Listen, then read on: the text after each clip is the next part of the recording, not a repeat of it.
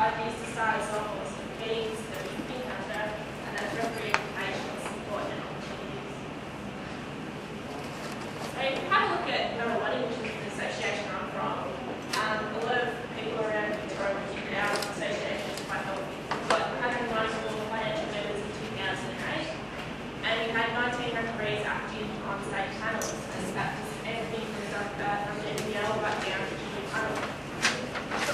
And also when you have a look at our numbers over time, we've increased or maintained our numbers over the last 6 years. So from that point of view, we consider it a healthy association. But if we break down our numbers a little further, we do have problems in retaining our referees. We had a particularly bad summer, 2007 to 2008, where we actually lost just over a quarter of our refereeing members, just over one summer, and we were all running around trying to work out how we're going to fill all these holes.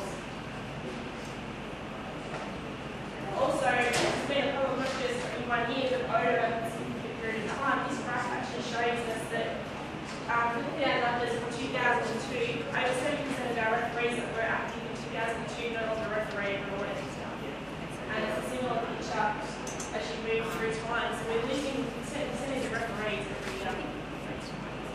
And I'm sure this is what happens in every association. So what are the problems with not retaining referees? Some people think, okay, we can just run more schools and they don't have their numbers that way.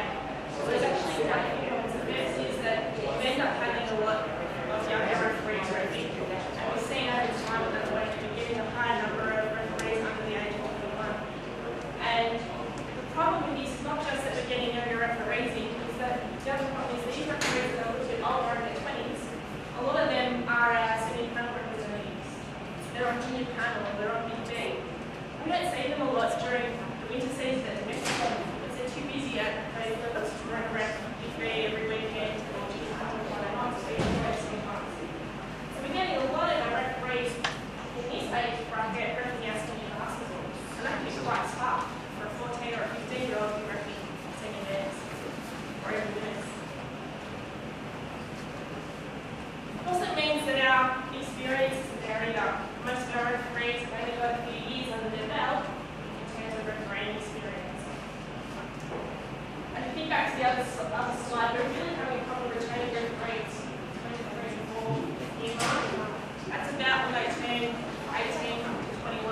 If you think about a 15-year-old referee coming in as a beginner, it's about 15 to 21 age bracket, and that's when we usually lose them.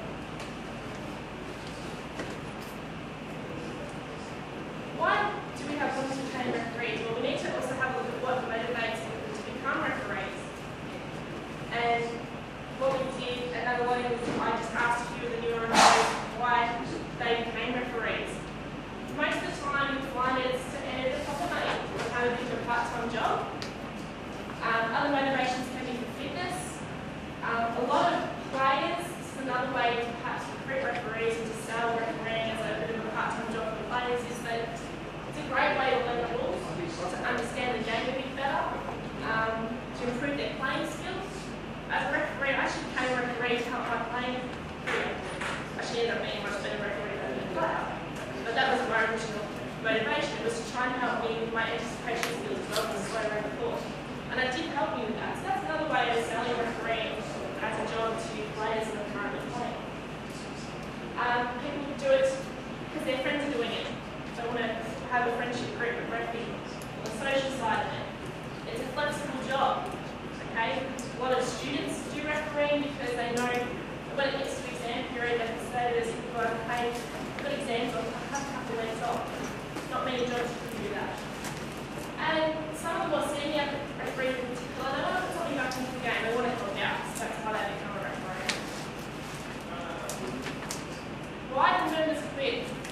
What we did last year is we actually ran up every referee that had dropped off our radar or we didn't know why they quit to see what was going on. Just to make sure a couple of things. One, that we hadn't, we actually found a couple of referees that just weren't available on their shift night, didn't know how to get a different shift. So we were able to retain those. But also to find out if there's any problems going on. One of the reasons why people quit is that they finish school or uni and they've got a full-time job. It's hard to retain someone can they do to do a job? And that's just part of refereeing why we do so many people.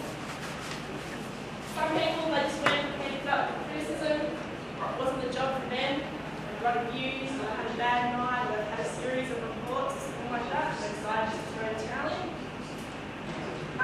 Injuries are another big one. They got injured. That's usually associated with burnout. Referees recommend 5 nights a week.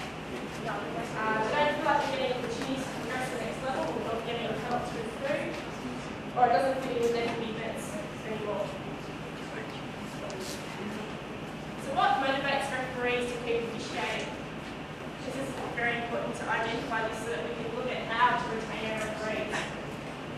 A lot of referees, it's to earn that money, to have a part-time job. But it's interesting to know that some referees, this is their motivation for starting to referee, but as they become more experienced, their motivations change. Michael Aylen started as a referee when he was a teenager to earn some money, but he changed his motivations because he actually saw some success and reward in progressing to the next level. So sometimes it's about trying to change a referee's motivation so we keep them refereeing.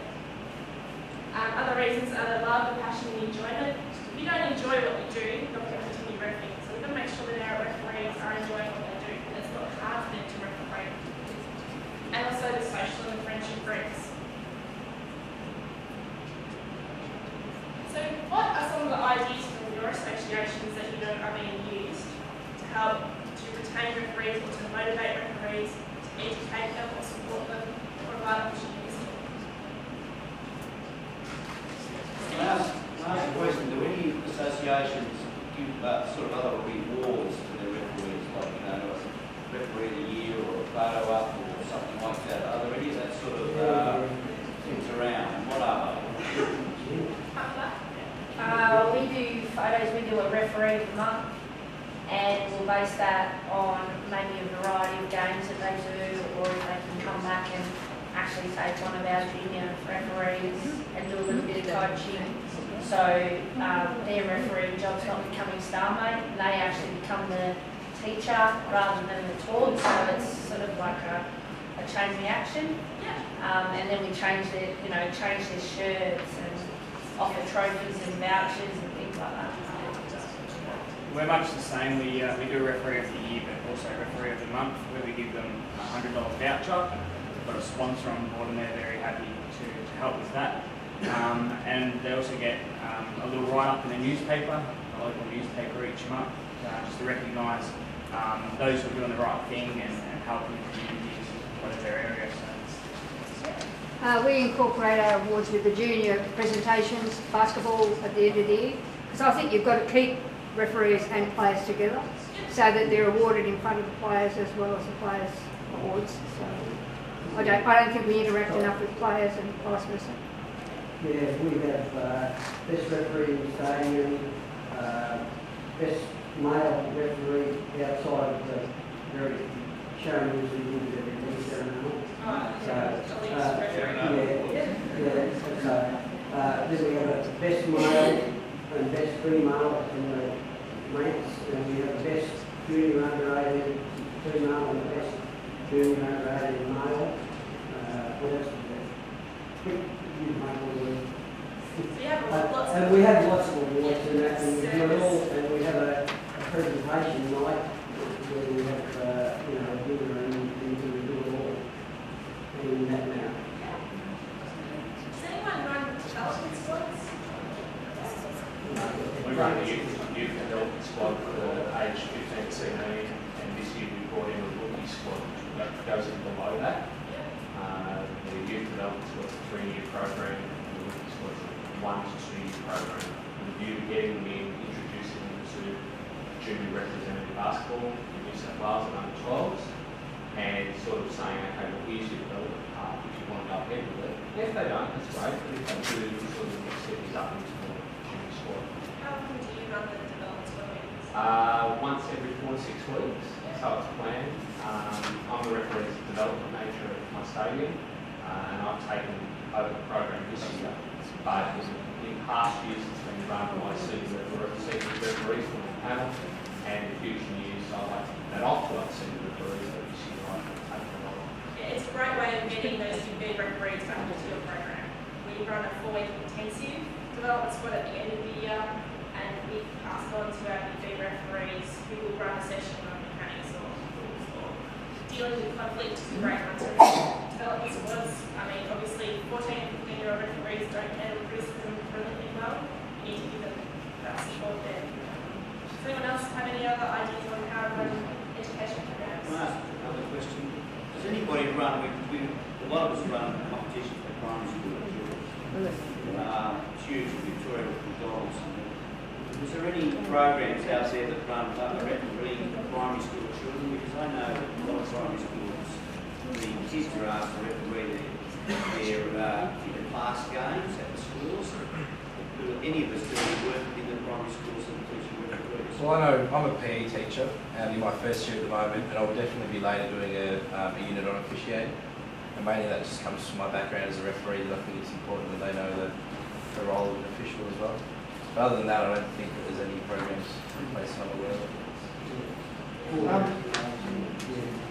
I come from South Australia. At the current moment, what we do is we talk to, we identify kids that are coming through our system, and they do high school games within various 10, 2 to 3. Basically used as a feeder to get through to a history competition later on. So they get that kind of feedback through there and move through there. So we use that one. I think it's something that we've got to look at the future. We're trying to come up with concepts of what we need, refereeing, strengthening our refereeing is one of the things for the future development of the game. Can I ask you another question? Do any associations have programs where the referees are, they select a leaders group, or they offer the group the opportunity to go to another state or another country or something to referee in a tournament or a cross-benches sort of thing? Has anybody got any experience with that? Sorry? We have an arrangement with that way. Yeah, so Elton will send some referees over to their state championships, and then they get the referees back from the other form. So it's a reciprocal arrangement. Yeah, and similarly, we have done in the past, but always have across Adelaide, and some of the other elite referees on their own organise a group of friends, and they go and stuff like that as well. Kingside also apparently refers to New South Wales. Is that something we should be looking more of in the future, do you think? I think there's anything that shows that the referees want to, anything that makes the referees being respected and appreciated, it certainly helps. And look, it puts a little bit more of a fun aspect back into officiating. That I think one of the problems is to take away all of those things and make it too serious. Sure, there may be some development element to it as well, and there's no question that they can happen. Just be experiencing other games and other venues, and if they get exposed to another referee coaches, it's got to be really, really beneficial. But even irrespective of all of that, the fact that you're sort of doing something for them and going to country tournaments and stuff. The tournaments we have exceptionally many games for referees. They win so much from just from the tournament. We had the Tassie referees nominate a couple of people. Sorry, at Hillside, we're apart from going back to Bill's talk, where he's saying there's 3 groups. Well, we are sort of fortunately got a 4th group. And that 4th group, I would call basically the hardcore people who are the backbone of the association that are, you know, they're there. And, you know, they're not looking to go further, but they're well experienced. Put my hand up, is what I'm saying. Yeah. Can't go any further, but there's a group of us, and I'd say there's probably 8 or 10 of us, and we're there all the time. We've got Sharon Arnold is our advisor, we have an assistant advisor, and then we have a group of probably 5 or 6, maybe even 7 or 8 people underneath that, that's at that level where, you know, they turn up and Sharon sits down and we help them get carried out. Absolutely. So we've got that very hardcore of supervision right through across the line, which a lot of associations don't have. Yeah, I think we've got off-court supervisors at number 1. How many associations have got off-court referees, supervisors, or referees? Yeah, all of it. Yeah, there's a few. It's something that, okay, it costs a little bit more money, maybe you have to pay a little bit more, but the benefits just are unbelievable. reduction in the number of complaints and committees. The referees have got someone they can call on if their game's getting really hot, you know, think something's going to happen, they can grab the supervisor from the watch. Yeah, Trina? Sarah, earlier in your presentation, you made a note of one of the reasons people dropped out from number one was that they weren't getting support or looked at by an evaluator and advisor. And in terms of providing support, one of the things an association can do is find a way to retain, if you have people who are on the state panel or senior junior panels, and pair them as an on-court mentor with a junior referee, because having somebody there with you to work you through, this is how you should deal with that difficult situation or that conflict, can be a substitute when you don't have enough advisors to go in. And that's probably that informal mentoring that really resonates with the younger kids, and it's probably something you may have to even pay the referee above their normal rate to keep them at that association and keep them involved. But normally we've had quite a few APB referees, dads given the role of mentoring the up-and-coming referees, and most of them are really quite happy to do that. If you've given them a specific job, usually they're on junior panel at this time to be big, and they're showing some promises, not just being a good referee, but being able to teach others. And they feel a little bit proud of themselves, and they'll go out and do it for you, and they come back and will ref domestic for you for that specific reason. And it's a really good way of retaining your referees from the point of view of them not seeing them because they're on the team. The off-court supervisors is another way of really supporting them, because if they do get into trouble, they have got someone they can run and grab. Particularly, you know, if you've got a fight, jumping on, or you've got a problem with coach, or you've got a parent you don't know how to deal with, grab a supervisor that can come and help you out, or obviously the last one. So just with those off-courts supervisors, I know it looks like they wear a bright coloured uniform. I think that's also very effective because people know who they are and what their responsibilities are. So it's rather than just having someone walking around, it's like a chance as well. Yeah, and just with that as well, since we introduced the uniform for the supervisors, it significantly changed the way things were around, just with players knowing who they were and their roles. Yeah.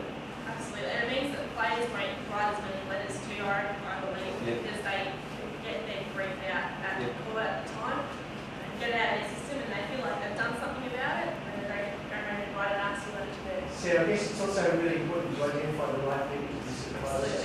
They need to have those communication skills that they're probably going to replace the referee's responsibility. So you do need smart people to deal with the situations they face. I was just going to add to what Bill was saying. You do need the right person, because the last thing you need is having an advisor who trashes the referee, and then the referee finds out that that's happened, he'll definitely get a walk out the door, because there's no support. So there has to be a balance of those skills and the right person for the right job. You know, what areas how do we go out after referees that have gone through that transition, gone up to the 18, 19, 20s, and they've got a job and gone out to work, getting those people back in to refereeing when they're in their late 20s or 30s? Should we have some sort of formula that's out there? Should we have some different type of pay scale that brings people back into the sport because of the years of clinical service and experience behind themselves, rather than the normal rating structures? Are there any comments on that, or should we be paying referees more money to try to retain the guy? I don't think that will solve that problem. Something in New South Wales, very few associations will pay based on the grade of the referee, pay based on the grade, they pay based on the game itself. So for instance, it doesn't matter whether you are a 1B or whether you're a level 3, you do a Division 1 men's game on Monday night, you're going to be getting $8 a game. Similarly, and we do a couple of little, and this is something local associations, I know it's different down here, but local associations set their pay rates individually. There is no state bed recommended pay rate. It has been in the past, but it was only a recommendation. Victoria, we've got to be careful because we're very close to one another. We don't want associations trying to compete with one another. You know, associations with more money getting a better referees because of money. That's the They tried that at Croydon Leisure Centre down there, paying more money to try and get referees, but they've just got bad referees that are willing to earn more money, and once they're in, got the foot in the door, they don't perform. I think that's probably the point as well. You've got to, it's one thing to pay extra to get good referees or to reward referees. You've got to be rewarding the right people. Performance-based. Yes. Referees have a tendency to stay in these associations. They enjoy all of the, it's a total package. It's not just simply the officiating component, it's the socialisation aspect of it. It's the support, it's a fun place to be, it's an enjoyable place, it's somewhere where they like to go. And so irrespective of often an extra $2 or $3 attention, they'll find out that the quality of competition not as good, I haven't got my mates there. I mean, we've got to face reality, that's part of the attraction to the referee. You know, they do generate and create friendships, and it's a means of developing and socialisation. So it's It's very enjoyable and do. Sorry, just as an answer to that one, we're talking about the size of the 20s that have been, most of them are out on the booze now, you can't get them back because they're all got hot guts on them these days and they don't want to start because they found the social skill and they turn up to play and you don't recognise them because they've got the big hot guts because they've been boozing all the time. You know, I didn't touch on just quickly is the importance of having not just your advisor but also other referee coaches around, as Billy said, to underpin those other referee coaches around to also help educate referees, because often you'll find a referee, they hear it the first time they don't believe it, hear it the second time they don't believe it, but when they get told the third time by a third different person that their mechanics are wrong or their rule knowledge is wrong, then suddenly something clicks and they realise, wait, it's this is the third person that's told you. The referee coaches are an incredibly important part of domestic associations. Having more than just a one person trying to do every single job is very, very important. I wanted to touch on sin bin, because how many associations do you run with sin bin for 1,000 disposal loans? Most. Does anyone want to talk about how much easier it is now to manage players with the sin bin? Yeah, I certainly know we introduced it, I think when BBRA started pushing it, which was a couple of years ago, and immediate impact on player behaviour. More so the incidents where you have one player get frustrated by something, challenge the call, get a tech foul. You no longer have then either the next possession then do something stupid that got them thrown out, or deliberately foul and then turn around and say, now that's a foul or whatever. That sort of removes that. It's certainly like putting the child in the naughty corner, or giving them time to think about it and then get back into the game, and they're usually a lot better. I'd add a bit to that, but I was personally disappointed that the BB didn't mandate that and not just recommend it. All the evidence clearly suggests it has an impact, and I think we're probably fighting against the old school that there's got to be a bit of abuse and biffo in a basketball game, otherwise you haven't had a good time. And I think that's a culture we have to change. There is no place in junior basketball ever for abusing a referee. Ever. Full stop. And if the associations don't adopt that attitude, then they're creating problems they're going to have to deal with as a consequence. I think the sin bin has done a lot to clean up senior basketball playing, and I'd like to see something implemented for parents and juniors, because I think that's where the next hurdle is.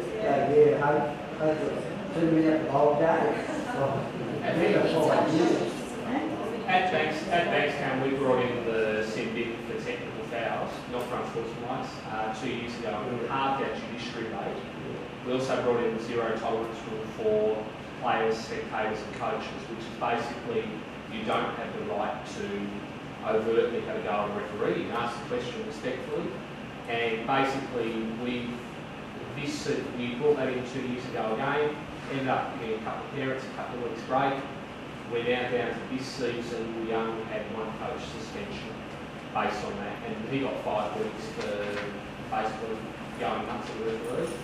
Got holiday for us, going to the rest of the season. Just I'm interested in how many associations apply the sin bin to their coach as well as the players. And if not, why not? How do you do it? The coach has to sit down there at the bench and not coach for 5 minutes. Right, I think the last one we're Senior talking teams don't have a little, Yeah, but you can say that the person who, the captain is supposed to be the captain is takes part of that. If they get, I think it's more for juniors, but That's yeah, good. more for juniors. There's a comment just up here. I think we've sort of touched a little bit on the last one about communication and how important it is for referees. Again, a coach can ask a question and get a tech foul. I mean, I suppose Ballarat's stance is with our children, is we really weigh up what they get the tech foul for. And whether, our stance is they don't play the week after at the VJBL level anyway. So I think communication and what they get tech foul for is very important rather than being hard and fast and saying, well, you're in the CB or whatever it may be. So you've got to weigh it up. And as part of referee education to know that a valid question should be responded to in an appropriate way. Kids need to be taught how to do that. Quite right. But if the coach is supposed to be actually setting an example for their team, they're up there using referees or that, it should be a single example. Oh, look, It should be something more because they're the ones that are setting an example for their players. So it shouldn't be, you know, I think it's actually more serious if a coach is actually abusing than actually a player. I might play with that particular though. I actually come from the coaching side. And I'm coaching BJBL this year, and I'm some of my assistant coaches. 2 times that we've been involved with technical foul has been called on the coach. There's no case to answer for. So it's simply for a coach can often be, from what I've seen this season, has resulted from us simply asking a question in a polite manner. And the referees in a tight game, VC, stressful environment, stuff like that, have either not wanted to answer it, and it's just come out of that. They've just turned around and given the technical foul as a result of to just hold everything. If the sin is introduced for that kind of thing, you can't send a coach down the other end of the court. It's not going to get a situation. If I could just qualify that, the sin bin is for open and clear dissent. Now, if the referee is blowing out a technical foul because of a question, they're wrong. Bottom line, the sin bin is for dissent and abuse, nothing else. And that's going to be improved. Our referee, education of our referees, Absolutely. what to do when you get asked a question and stuff like that. Jim? I don't mind any coach asking a question, as long as I don't want a long one with the answer. There's always the way they ask the question, not what they ask. If they ask a question and it's as simple as the answer, give it to them, continue on with the game. If they then continue to want to ask more questions about the answer you gave them, good night. I absolutely agree that the coach should be learning not to dispute decisions and to ask very politely. I have observed that different referees have extraordinarily different tolerance levels, and I was wondering whether there could be some degree of communication with the other ref if you're going to check the coach. It only needs to be a glance, and the other referee says, like that, or no, so that the referees are encouraged not to just go on their individual impulse and how they're feeling about the situation. I think it's something that we need to improve our communication with our referees and how to do technical fouls. Thank you. Yeah, I just find also I use Friday nights in VJBL as sort of the next step, development-wise, away from domestic. And you start having coaches that actually know the game, that actually start asking the right questions. They start getting under the skin of the refs because the ref just isn't used to it.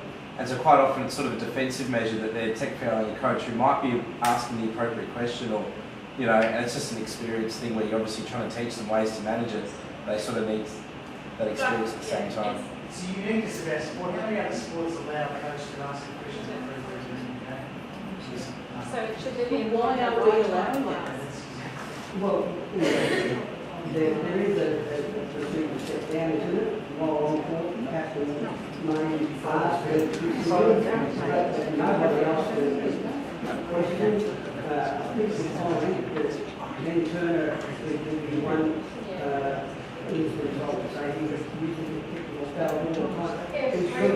Because he rubs the referee up the wrong way, because he tries to get under their skin, looking for favouritism, obviously, but he doesn't always get it. But that's antagonism, and that's not asking the question. You say, why only ask the question? It's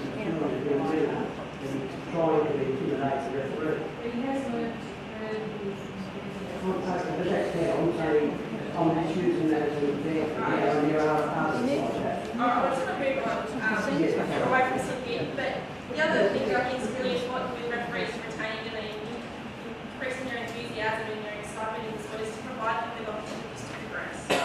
And things like the Zebra Tour, going to an A-grade school, being able to attend tournaments, all of those things or attend a development squad, and all those sort of things are really, really important in providing your referees with opportunities to progress their own areas. Is there anyone who has got, obviously the Zebra Tour ran a little differently this year. Are they going to run that again the same?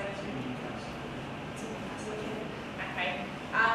Do referees actively send their referees to other different associations, tournaments? Anyone have any experience? Other than the Kilsyth one? Yeah, Kilsyth too. It's really important. They've got a lot of fun tournaments because you get to talk to people who are similar, you get to meet new people. It's always a good thing to do. Anyone got any other ideas that they had? I'd like to ask Bill a question. In America, in the States, the respect for referees is very high and you don't get people abusing them. One of the reasons we lose a lot of our referees here in Australia is the abuse from players. How do we change the environment? Does it stem from the NBL where you've got guys out there swearing and they're on cameras and everything else? And, even watching the NBA, you don't seem to get the abuse and the challenges that happen in our own sport. How do we go about that? I think it's a cultural thing, is what I sort of touched on previously. In our culture, we tend to have the element of you always challenge, you encourage people to challenge and question, and that happens across the board in society. And how you change it, I'm not sure. I'm very interested to listen to the AFL recently. They're talking about the various new rules that they've introduced, and I heard Jeff Fisher speaking the other day saying, we have to be very mindful of the impact of our decisions on rules, how it impacts on the lower levels of the sport, so right through the grassroots level. And I think we've been at fault for that over a long period of time. The NBL have set themselves out here and have stated that they're not worried about the impact of their various rules that they introduce and having an impact to the junior levels. And in fact, so therefore they make decisions irrespective of how it's going to have any effect whatsoever. And I was just really interested, the AFL are very mindful. Now whether they carry that out, I'm not sure, but it just proves that they are very conscious of the impact that your elite program has on your the grassroots programs. And I think that we need, as a group of people who are involved in the association, we need to get that influence across the NBL and make them realise that it is having a huge impact on the way that players behave on the floor. Let's take that further and say it's about time that domestic basketball was strongly represented at FIBA level, so that when FIBA makes up their rules of basketball, it takes some account of domestic grassroots too. That's a little more difficult based on the fact that they're trying to represent all the various other countries. I understand. And they do, I know that they do take that into consideration. For example, massive changes with the court markings, where I know it took a long time to come through, simply on the basis they were concerned about not so much about the affluent countries, it was more the country who was struggling is Zimbabwe, how are they going to change the court markings in the courts? Probably they just draw them on but they are very mindful of those sort of things, and I guess from a FIBA perspective, they're still dealing with most elite programs. But you're totally right, because what ends up happening, the rules that they make in elite competition like that filter down to us. And then, if they're ever facing those sort of dilemmas, and someone says, where was this written? The rules say you have to go to the rule book, and it's dealing with the FIBA issue, it's not really dealing with the domestic issue whatsoever. But they use that in legal terms. First thing that they do go to is they refer back to the legal document, which is the referee.